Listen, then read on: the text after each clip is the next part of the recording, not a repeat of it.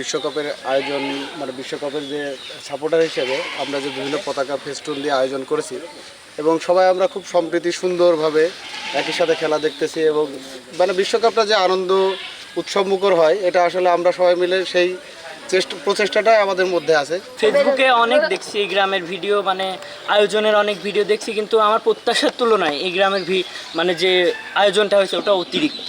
আর আমি এখানে এসে দেখছি যে হচ্ছে এখানে আর্জেন্টিনার সাপোর্টার শতভাগ। মনোহরপুর গ্রাম এমন একটা গ্রাম যে পুরো বাংলাদেশের মধ্যে আইকনিক একটা গ্রাম,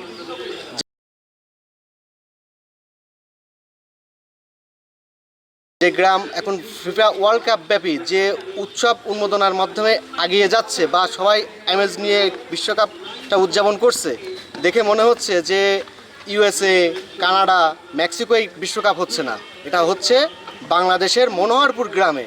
এখানে এসে দেখতেছি যে এলাকার লোকজন অনেক খেলাপ্রিয় মানুষ, এখানকার পরিবেশ অনেক সুন্দর। এখানে কবির বাড়ি এমনিতেই বাংলাদেশের ভিতরে অনেক অন্যতম একটা স্থান, এর মাধ্যমে এরকম একটা আয়োজন করেছে খেলাধুলার, এরকম পতাকা, বিভিন্ন রকম ব্যানার, এর মাধ্যমে জায়গাটা আরও অনেক সুন্দর হয়ে গেছে।